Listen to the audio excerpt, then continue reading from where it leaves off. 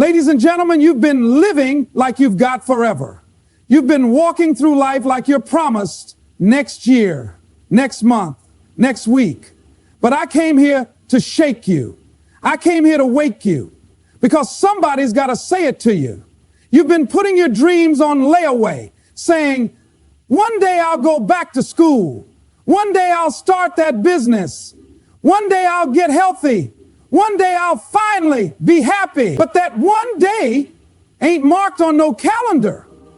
You're waiting for the right time. And that right time is now. Let me ask you something. What are you pretending not to know?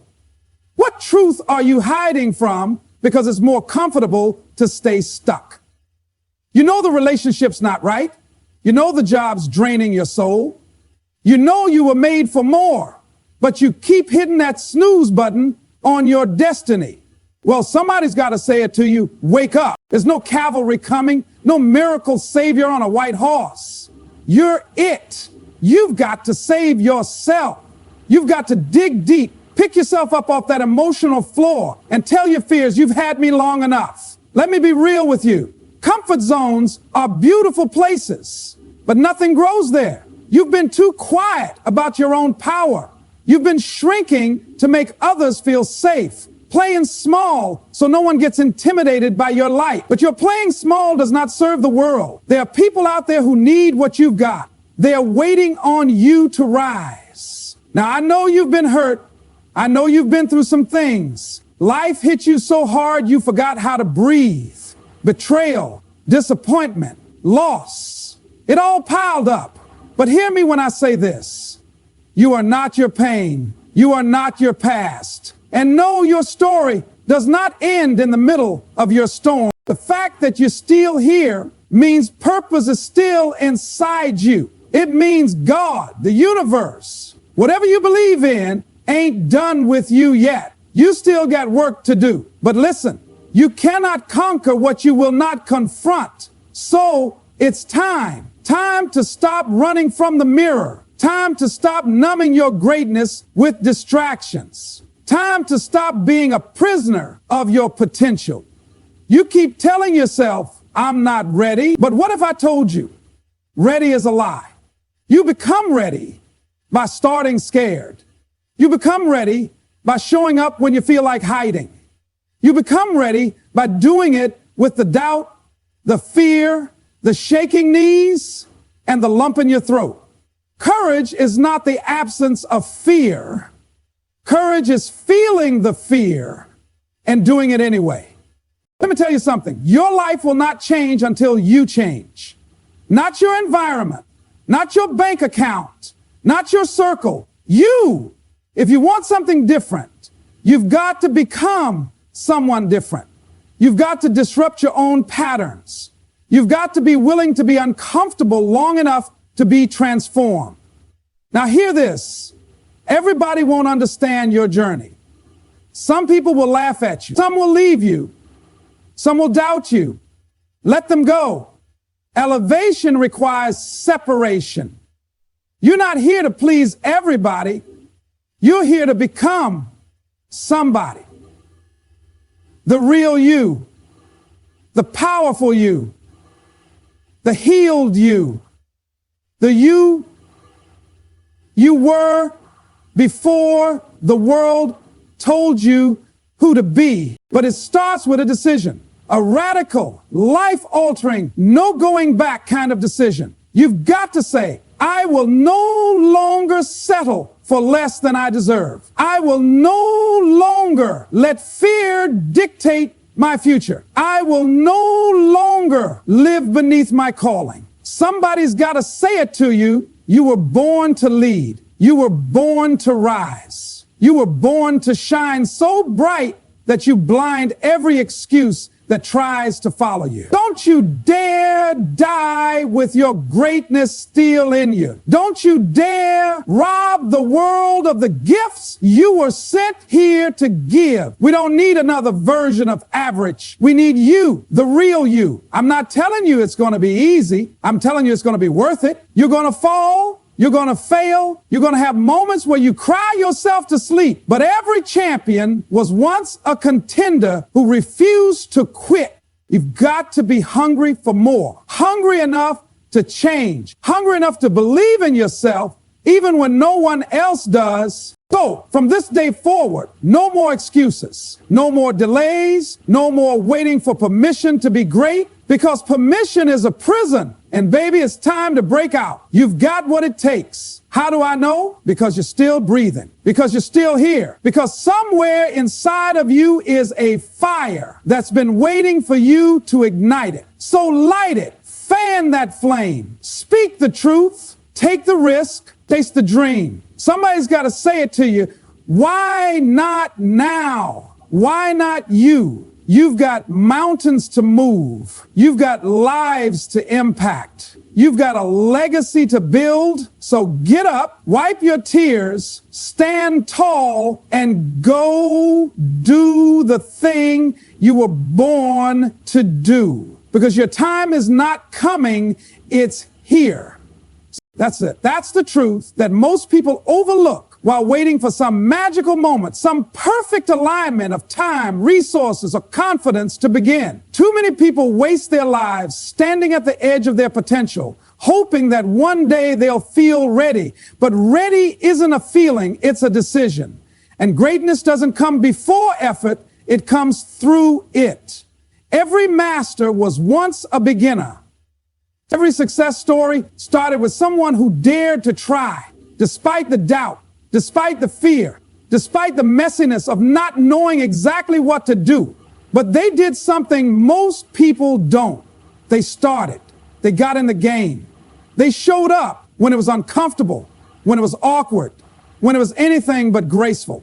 They gave themselves permission to be a learner, to be clumsy, to be unsure.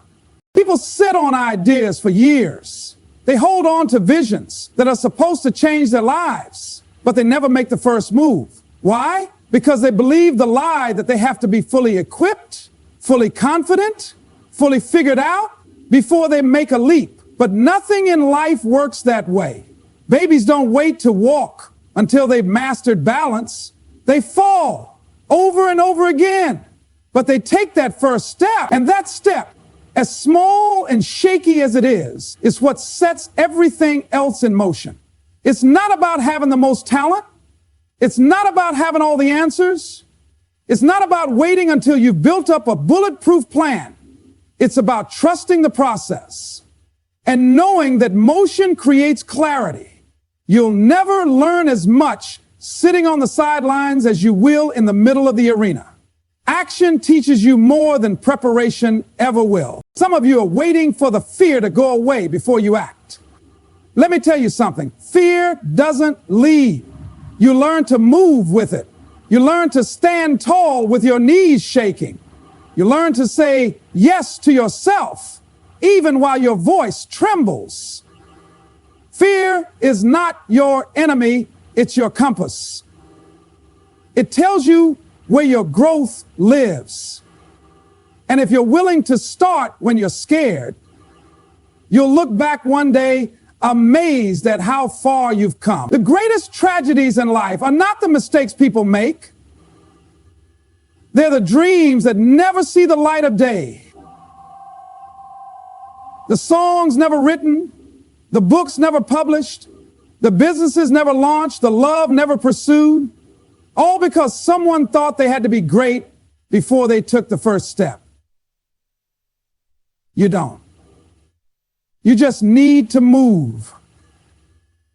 Even if it's slow, even if it's uncertain, even if you feel like an imposter while you're doing it. There's power in showing up. There's power in progress, however imperfect. You build your confidence by keeping promises to yourself. You build your strength by lifting what you can today.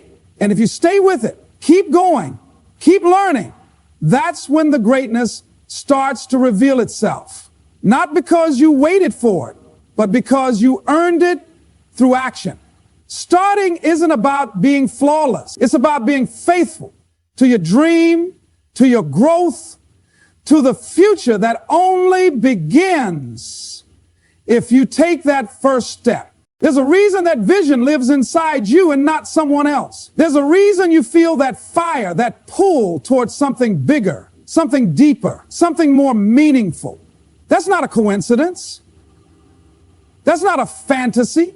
That's not just your imagination running wild. It's your assignment calling you. And too many people treat their dreams like optional hobbies, like something they'll get to if life ever slows down. But dreams don't wait forever. And the longer you ignore them, the heavier the weight of regret becomes. Your dream chose you. Out of billions of people on this planet, you were given that specific idea, that vision, that passion. That's not random. That's purpose. And it's your job to protect it, nurture it, and build it. You weren't given a dream just to admire it from afar. You were given a dream because you have the capacity to bring it to life. Not because it's easy, but because it's necessary. You have something the world needs. Yes, you, with your flaws, your past, your doubts, you, because no one else sees life exactly the way you do. No one else can tell your story with your voice. No one else has walked your path, felt your pain, learned your lessons. Your perspective, your creativity, your solution to someone else's problem, it matters. And when you treat your dream like a joke, like something you'll play with when you have time, you're robbing someone else of the gift only you can give. Too many people hide behind humility, calling it modesty, when really it's fear. They bury their dreams under labels like realistic or practical, thinking they're being responsible. But the truth is, your dream is your responsibility. It's not selfish to pursue what lights you up. It's selfish not to. Because when you shrink yourself, when you hold back, when you play small, you don't just limit your life, you limit the impact you were meant to make. The people who have changed the world didn't start out ready. They started out willing. Willing to look foolish, willing to be misunderstood, willing to fail, to rise, and to go again, because they knew that the dream they carried wasn't about their comfort, it was about their calling. They understood the cost of silence, the cost of waiting, the cost of someday, and they chose to act anyway. There are lives connected to your dream. There are people waiting for what you're holding back. Your story might be the key to someone else's healing. Your business might be the solution to someone's need. Your message, your art, your courage, it's not just for you. It's for the people who will never move until they see you move first. Stop waiting for permission. Stop waiting for validation. Stop telling yourself you're not enough. If you weren't enough, you wouldn't have the dream. You've got to rise to meet it. You've got to take ownership of it. You've got to stop treating it like it's negotiable. It's not. The dream isn't the luxury. The dream is the duty. It's not just a wish. It's a whisper from the part of you that knows you were made for more. And every time you deny it, every time you delay it, every time you downgrade it, you're not just betraying yourself, you're betraying your assignment. You owe it to the world to show up fully. You owe it to yourself to stop dimming your own light. You owe it to the dream to take it seriously, not just in your words, but in your actions, in your habits, in your choices. It whispers sweet nothings in your ear, telling you to stay where it's safe, to stay where it's predictable, to stay where you don't have to stretch, risk, or reach. It convinces you that tomorrow will be a better time, that next year you'll be more ready, that someone else out there is meant for the bold moves, not you. But comfort is a liar. It promises peace, but it delivers stagnation. It offers you ease, but it steals your evolution. Growth demands discomfort. It demands you leave the known, the familiar, the routine that's kept you exactly where you are. You don't build new muscles doing what's easy. You don't discover who you really are by always being cozy. You find out what you're made of when you test it, when you're stretched, when you push to the edge of what you think you can handle, and you still take one more step. Everything you want exists outside your comfort zone. The confidence you're looking for, the strength you wish you had, the results you dream about, they're all waiting for you on the other side of discomfort. That fear you feel before you take a leap, that's the signal that growth is near. That tension in your gut, that's the doorway. And most people never walk through it. They stand outside, rationalizing their hesitation, convincing themselves that playing small is wise, that waiting is maturity, that settling is stability.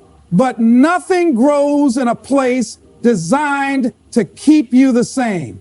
Comfort keeps you locked in routines that no longer serve you. It surrounds you with people who don't challenge you. It silences the voice in your head that keeps reminding you you were made for more. And slowly, quietly, it kills your ambition. Not all at once. Comfort is more patient than that. It numbs you. It makes average look acceptable. It makes dreams seem The people who break through, the ones who rise, the ones who shift their lives, they're not fearless. They're not superhuman. They've just learned to lean into the discomfort instead of running from it. They've learned that rejection builds resilience, that mistakes teach wisdom, that failure sharpens focus. They don't avoid hard things. They seek them because they know the hard things are what transform you. You have to be willing to feel awkward, to look foolish, to not get it right the first time. You have to be willing to be the beginner in the room. You have to be willing to show up without the guarantee of applause, results, or success. That's what growth requires. That's what transformation demands. You cannot become the future version of yourself while clinging to the comfort of the present one. Comfort is seductive. It will lull you into thinking that average is enough. It will distract you with temporary pleasures and quick fixes. It will convince you that risk is reckless. But comfort doesn't build legacy. It doesn't create leaders. It doesn't birth revolutions. Every breakthrough, every reinvention, every new level of life began with someone who got uncomfortable enough to change. Discomfort is not punishment. It's preparation. It's the classroom where growth is taught. It's the gym where your potential is trained.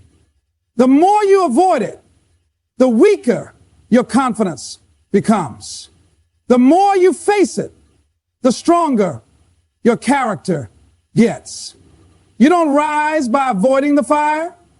You rise by walking through it and coming out the other side refined. They sound reasonable, logical, even protective. You tell yourself, I don't have the time. I'm too tired. I'm not ready. I'll try again when things settle down. And in the moment, those excuses feel like relief. They take the pressure off. They let you off the hook. They justify staying still. But every time you make one, you trade progress for comfort.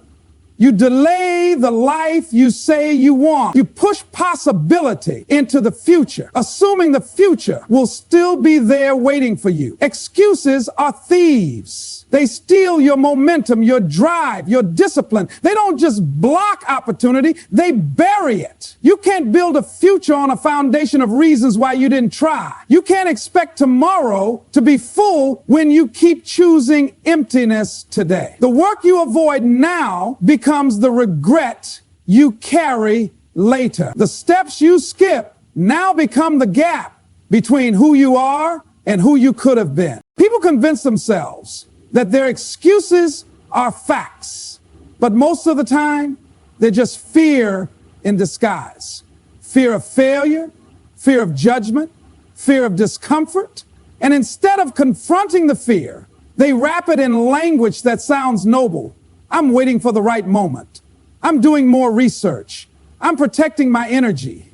But underneath it all is hesitation, a lack of belief, a silent decision to stay average while pretending to be strategic. What excuses really do is protect your limitations. They help you defend the life you're no longer satisfied with. They help you stay the same while wishing for something different. But wishing without working is wasted time. And every excuse you lean on becomes a wall between you and your potential. You don't get stronger by explaining why you can't. You get stronger by showing up, especially when it's hard. Excuses don't show up all at once. They creep in. One skipped day, one delayed goal, one conversation you avoid, one standard you let slide. And before you know it, they've built a pattern, and patterns become habits, and habits become character. If you keep choosing what's easy now, you'll wake up one day surrounded by consequences you never intended but fully created. Excuses rob you of the opportunity to see what you're made of. They stop you from learning, from growing, from becoming resilient. You never know what's possible if you don't push through the urge to retreat. And yes, it's uncomfortable. Yes, it's messy. But results are reserved for the people who push past the point where others quit. For the people who do what needs to be done, not what's convenient in the moment. You can either have excuses or results, but you can't have both. One will always cancel the other. Every decision matters. Every choice either builds your dream or breaks it down. Every time you choose discipline over distraction, consistency over chaos, action over avoidance, you reclaim a little bit of power. You take back control from the voice that keeps trying to talk you out of your own potential. The truth is, the price of success is effort, paid in advance, and excuses are just debt you stack on your future. They accumulate silently. You don't feel the cost right away, but down the road, it shows up in the form of missed chances, in the form of lost confidence, in the form of regret. And that's a pain far greater than anything it would have cost you to just begin. You owe it to yourself to stop negotiating with your limitations. You owe it to your future to stop letting your excuses speak louder than your goals. Every moment you choose to act in spite of the excuse is a moment you move closer to the life you say you want.